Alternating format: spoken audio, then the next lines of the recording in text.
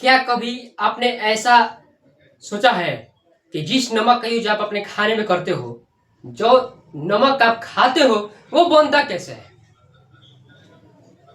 या फिर मीठा सोडा जिसका यूज हम लोग अपने खाने में करते हैं वो कैसे बनता है? जय हिंद दोस्तों।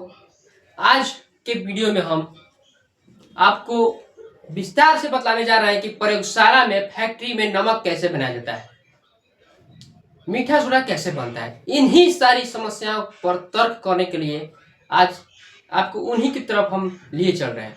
पहला है आपका सोडियम क्लोराइड अर्थात नमक, जिसका सामान्य सूत्र होता है NaCl। तो सोडियम क्लोराइड जिसका यूज हम लोग अपने खाना में करते हैं, खाना बनाते समय करते हैं, उसका यूज, उसका प्रयोग हम अपने डेली लाइफ में करते हैं। तो उसको आखिर बनाया कैसे जाता है? बहुत सिंपल सा इसका फंडा है। जब सोडियम हाइड्रोक्साइड की अभिक्रिया हाइड्रोक्लोरिक एसिड से हाई टेम्परेचर और हाई प्रेशर पर कर दिया जाता है ना, तो वहां पर नमक की प्राप्ति होती है। सिंपल है।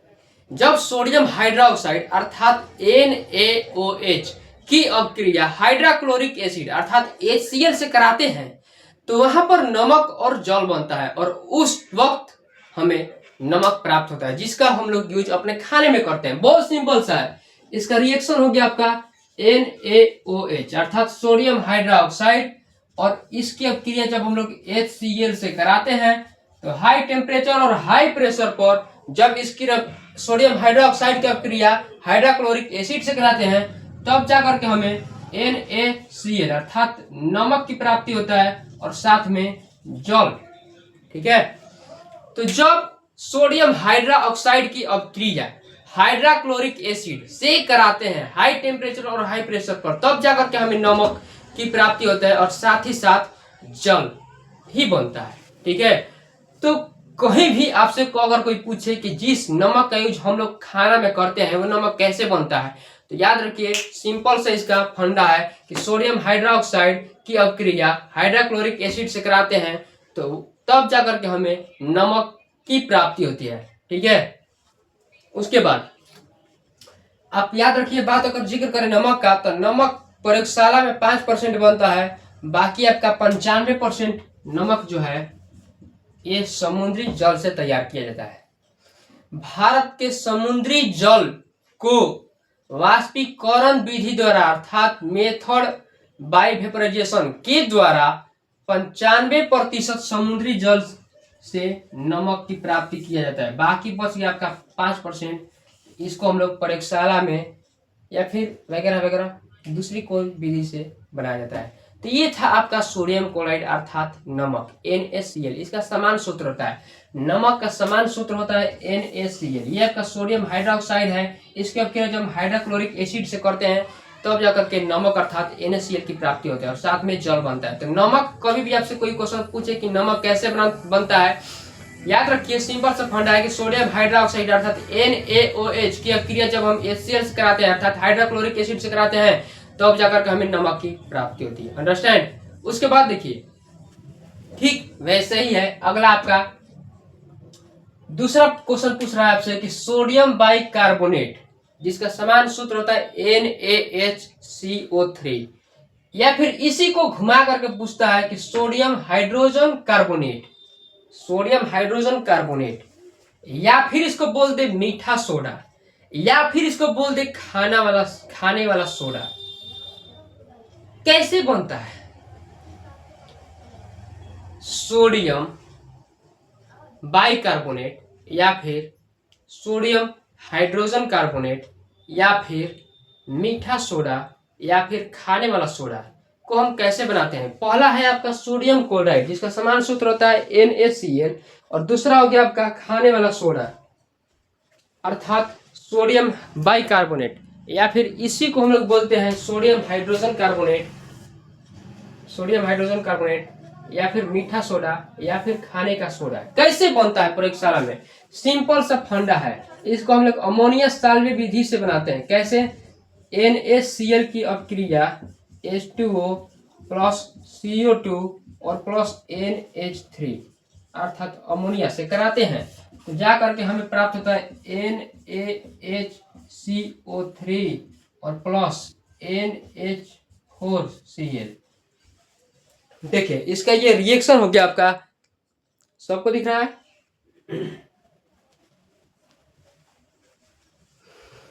देखिए ये हो गया आपका नमक, जो नमक यहाँ पर हमने आपको लिखा इसका फॉर्मूला, ठीक है। तो ये आपका नमक हो गया NaCl। इसकी अब क्रिया जब हम H2 अर्थात जल के साथ और हाई प्रेशर पर कार्बन डाइऑक्साइड गैस इसमें डाल दिया जाता है और उसके साथ अमोनिया NH3 को डाल करके और हाई प्रेशर तथा हाई टेम्परेचर पर मिला दिया जाता है, तब तो जाकर के यहाँ पर NaHCO3 अर्थात सोडियम हाइड्रोजन कार्बोनेट या फिर सोडियम बाइकार्बोनेट की हमें प्राप्ति होती है और उसके साथ अमोनियम क्लोराइड ये आपका बनता है, ठीक है। तो जब कभी भी नमक, जल, हाइड्रो कार्बन डाइऑक्साइड गैस और अमोनिया को आपस में हाई टेम्परेचर और हाई प्रेशर पर मिला दिया जाए, तब जाकर के हमें हाइड्रोजन बाइकार्बोनेट या फिर सोडियम बाइकार्बोनेट या फिर सोडियम हाइड्रोजन कार्बोनेट या फिर मीठा सोडा या फिर खाने का सोडा की हमें प्राप्ति होती है। ये आपका मीठा सोडा अर्थात सोडियम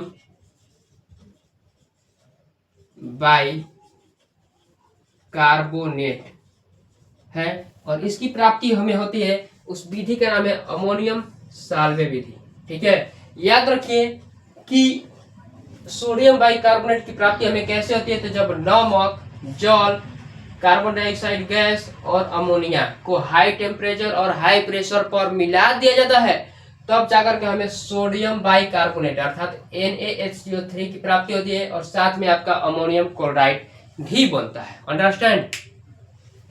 तो पहला था आपका नमक NaOH, इसकी NaCl, इसकी प्राप्ति हमें कैसे होती है, तो जब सोडियम हाइड्रोक्साइड की क्रिया हाइड्रोक्लोरिक एसिड से कराते हैं तब जाकर के नमक और जल प्राप्त होता है। कभी भी आपसे कोई क्वेश्चन पूछे नमक कैसे प्राप्त होता है, तो सोडियम हाइड्रोक्साइड की क्रिया जब हम हाइड्रोक्लोरिक एसिड से कराते हैं तो यहाँ पर नमक की हमें प्राप्ति होती है। और दूसरा हो गया आपका मीठा सोडा कैसे प्राप्त होता है, तो जब नमक, जल, कार्बन डाइऑक्साइड गैस, अमोनिया, क्योंकि इसमें अमोनिया अवेलेबल रहता है, ठीक है, और यही कारण है कि इसे हम अमोनिया साल्वे विधि या फिर अमोनिया सोडा विधि के नाम से भी इस विधि को जानते हैं। इस विधि का नाम है अमोनिया साल्वे विधि से हाई टेम्परेचर और हाई प्रेशर पर हमें सोडियम बाइकार्बोनेट की प्राप्ति होती है और साथ में आपका अमोनियम क्लोराइड की प्राप्ति होती है, ठीक है।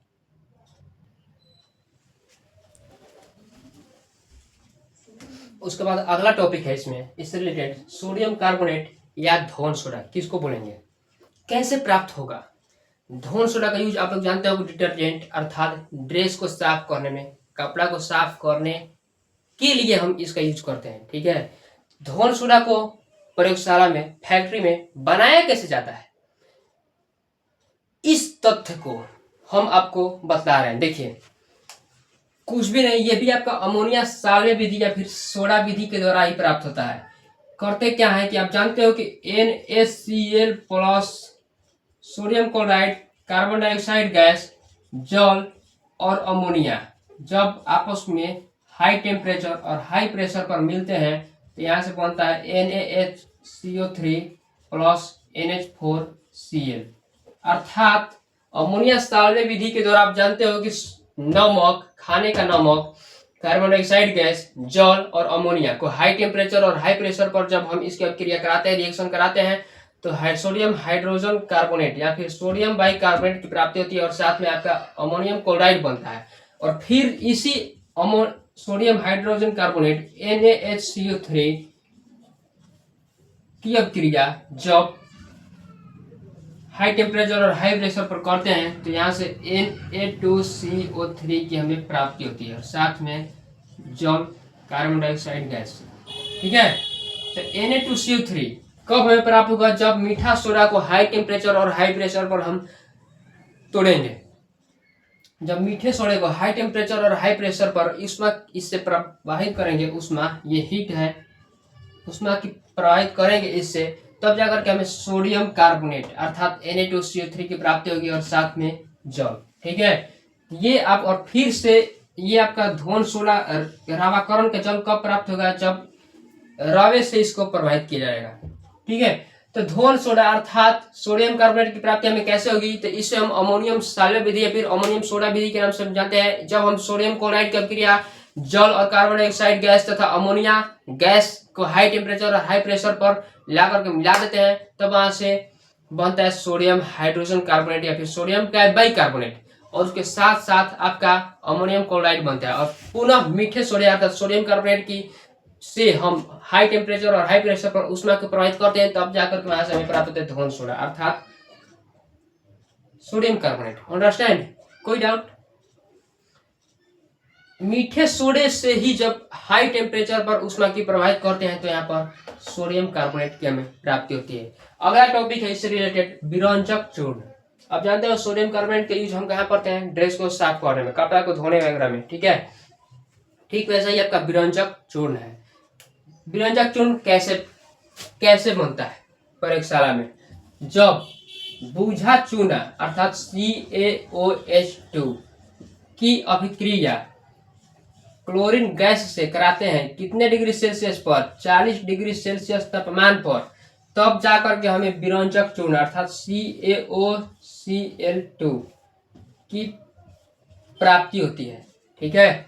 और साथ में जल भी बनता है। तो विरंजक चूर्ण कैसे बनता है प्रयोगशाला में, जब बूझा चूना, ये आपका बूझा हुआ चूना है, ठीक है, बूझा चूना की अभिक्रिया क्लोरीन गैस से कराते हैं तो 40 डिग्री तापमान पर, और उस समय टेम्परेचर होना चाहिए 40 डिग्री, ठीक है। तो 40 डिग्री तापमान पर जब बूझे चूना की अभिक्रिया क्लोरीन गैस से कराते हैं, तब जाकर के वहां पर हमें यहाँ विरंजक चूर्ण अर्थात CaOCl2 की प्राप्ति होती है, ठीक है। तो विरंजक चूर्ण कैसे बनता है, तो विरंजक चूर्ण बनेगा बूझा हुआ चूना की अभिक्रिया जब हम क्लोरीन गैस से कराएंगे 40 डिग्री तापमान पर, तब जाकर के हमें विरंजक चूर्ण की प्राप्ति होगी। और आपका अगर बात करें सोडियम कार्बोनेट का, तो सोडियम कार्बोनेट कैसे प्राप्त होगा, तो जब सोडियम कार्बोनेट या फिर इसको धोन सोडा भी कहते हैं, तो ये जो है आपका अमोनिया साल्वेंट विधि या फिर सोडा विधि के द्वारा ही प्राप्त होगा। जब हम नमक की अभिक्रिया जल, कार्बन डाइऑक्साइड गैस और साथ ही साथ अमोनिया गैस अर्थात NH3 तो हाई टेम्परेचर और हाई प्रेशर पर हम मिला देते हैं, तब जाकर वहां से हमें मीठा सोडा अर्थात NaHCO3 की प्राप्ति होता है, साथ में अमोनियम क्लोराइड बनता है। जब इन्हीं मीठा सोडा अर्थात NaHCO3 की अभिक्रिया से हाई टेम्परेचर पर ऊष्मा की प्रवाहित कराया जाता है अर्थात हीट की प्रवाहित कराया जाता है, तब जाकर के यहाँ से Na2CO3 अर्थात धोन सोडा की हमें प्राप्ति होती है, ठीक है। तो धोन सोडा कैसे प्राप्त होता है, मीठा सोडा को हाई टेम्परेचर और हाई प्रेशर पर जब आप ऊष्मा को प्रवाहित करोगे तो प्राप्त होगा सोडियम कार्बोनेट, और विरंजक चूर्ण प्राप्त होगा कैसे। अगला है इस चैप्टर से रिलेटेड प्लास्टर ऑफ पेरिस। इसका दूसरा नाम है कैल्शियम सल्फेट या हेमीहाइड्रेट, ठीक है, कैल्शियम सल्फेट या हेमीहाइड्रेट, जिसका समान सूत्र होता है आपका CaSO4 into whole twice into H2, CaSO4 into whole twice into H2O। इसको हम बोलते हैं कैल्शियम सल्फेट या हेमीहाइड्रेट या फिर प्लास्टर ऑफ पेरिस। क्या आपने कभी ऐसा सोचा है कि समुद्र पर, सागर महासागरों पर पुल कैसे बन जाता है, उसमें छड़ गिट्टी सीमेंट बालू का मसाला डालोगे तो पानी के बहाव से पता नहीं कहाँ जाएगा, ठीक है।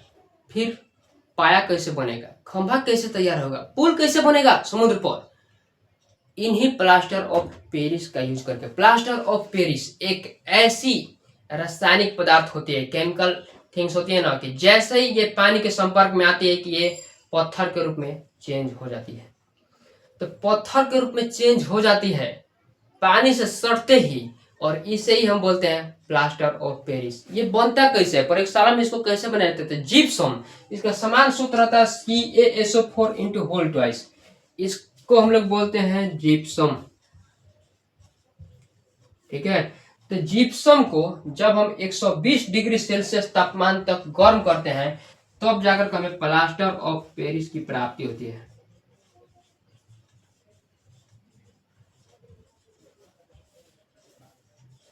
जिप्सम अर्थात CSO4 इंटू होल ट्वाइस को 120 डिग्री सेल्सियस तापमान पर प्रयोगशाला में ले जाकर के गर्म किया जाता है, तब हमें प्लास्टर ऑफ पेरिस की प्राप्ति होती है। प्लास्टर ऑफ पेरिस का यूज हमारे डेली लाइफ में क्या है? तो प्लास्टर ऑफ पेरिस का यूज हमारे डेली लाइफ में बहुत सारी है। जैसे मूर्ति को बनाते हैं, ठीक है, पत्थर की मूर्ति जब बनता है तब वहां पर प्लास्टर ऑफ पेरिस का यूज किया जाता है। अगर आपका हाथ या फिर पैर दुर्घटना में पूरी तरह से टूट गया, डेंजर कंडीशन में आप चले गए, टूट गया, तब वहां पर पक्का प्लास्टर किया जाता है डॉक्टर के द्वारा। और उस पक्का प्लास्टर का यूज होता है कब? प्लास्टर ऑफ पेरिस के द्वारा। प्लास्टर ऑफ पेरिस यहाँ पर सटा देता है, ऐसे ऐसे डॉक्टर सटाएगा और ये जैसे पानी के संपर्क में आएगा ये पत्थर की तरह हो जाएगा, हार्ड। ठीक है, तो टूटी फूटी हड्डियों को जोड़ने में, समुद्र सागर महासागरों पर पुल बनाने में, मूर्ति बनाने में इत्यादि का यूज हम प्लास्टर ऑफ पेरिस की तरह ही करते हैं। ठीक है, समझ में आया?